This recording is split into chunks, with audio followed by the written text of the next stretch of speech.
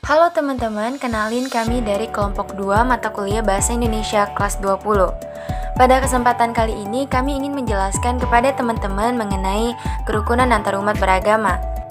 Adapun susunan tim dari kelompok 2 terdiri dari tim skrip narasi yang beranggotakan Gabriela Marta Luciana Silalahi, Nadia Faikwinata, Handika Permana Agung, dan Gita Anggraini Siregar. Untuk susunan tim voice over terdiri dari Sri Windy Wahyuni Brahmana, yaitu saya sendiri, Rizky Aulia Fitri Simbolon, dan Ahmad Raffi Ananda Lubis. Adapun susunan tim untuk editing foto dan video terdiri dari Melinda Hia, Monica Agrioli Patricia Hutajulu, Cynthia Damayanti, dan Rumonda Yuni Arta Sihaluho. Indonesia dikenal dengan masyarakat multikultural yang terdiri dari suku, agama, ras, budaya, serta penganut kepercayaan. Keberagaman tersebut bisa saja menimbulkan konflik ataupun perpecahan. Biasanya konflik antarumat beragama terjadi karena perbedaan keyakinan, fanatisme, perasaan di mana golongannya lebih dari yang lain, dan ego manusia. Miris sekali bukan? Nyatanya di Indonesia perselisihan agama sudah terjadi bertahun-tahun lamanya. Banyak kasus yang muncul dari setiap daerah, baik dalam skala kecil maupun skala besar. Dan parahnya lagi, hampir semuanya berawal dari argumen sepele. Sebelum melangkah lebih jauh, ada baiknya kita sama-sama mengetahui pengertian dan kerukunan antar umat beragama. Sebenarnya apa sih kerukunan? Dalam Kamus Besar Bahasa Indonesia, istilah kerukunan dapat diartikan sebagai hidup bersama dalam masyarakat serta kesatuan hati. Kerukunan antar umat beragama menimbulkan harmoni yang mampu menyatukan serta menimbulkan rasa saling memiliki sebagai warga negara Indonesia yang dikenal dengan masyarakat multikultural. Kerukunan umat beragama adalah keadaan di mana hubungan antar umat beragama maupun pemeluk kepercayaan hidup damai tanpa perselisihan.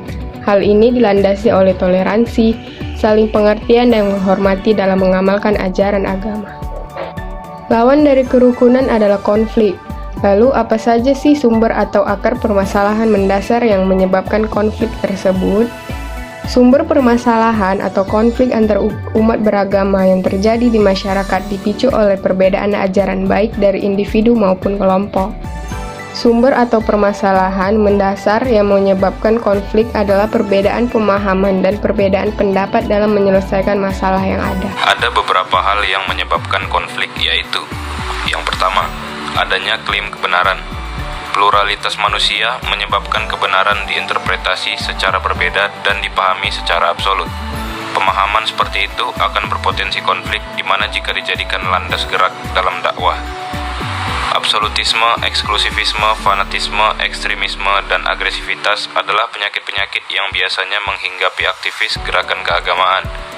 Absolutisme adalah kesombongan intelektual, eksklusivisme adalah kesombongan sosial, fanatisme adalah kesombongan emosional, ekstremisme adalah berlebih-lebihan dalam bersikap, dan agresivitas adalah berlebih-lebihan dalam melakukan tindakan fisik. Yang kedua, adanya ajaran atau doktrin agama. Terdapat seruan untuk menuju keselamatan yang dibarengi dengan kewajiban mengajak orang lain menuju keselamatan tersebut. Ini akan memunculkan sentimen agama, sehingga benturan pun sulit dihindari. Fenomena yang seperti inilah yang dapat melahirkan konflik antar agama. Yang ketiga, doktrin jihad yang dipahami secara sempit. Yang keempat, kurangnya sikap toleransi dalam beragama. Dan yang kelima, minimnya pemahaman terhadap ideologi pluralisme.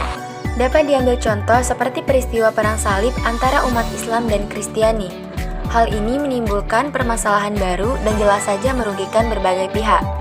Banyak sekali kerugian yang ditimbulkan dalam konflik antar umat beragama, baik secara material, kemanusiaan, serta menimbulkan korban yang tak bersalah. Peran generasi muda dalam menumpas hal tersebut sangatlah besar. Upaya yang dilakukan cukup berperan penting seperti mengadakan dialog interaktif, menyumbang ide gagasan kreatif dalam menciptakan perdamaian dan hal baik lainnya. Menyikapi hal tersebut, kami dari kelompok 2 ingin memberikan edukasi terhadap masyarakat akan pentingnya toleransi melalui flyer dan video narasi. Dengan toleransi diharapkan menciptakan budaya dan lingkungan saling menghargai yang harmoni. Terima kasih telah menyaksikan video kami dan sampai jumpa.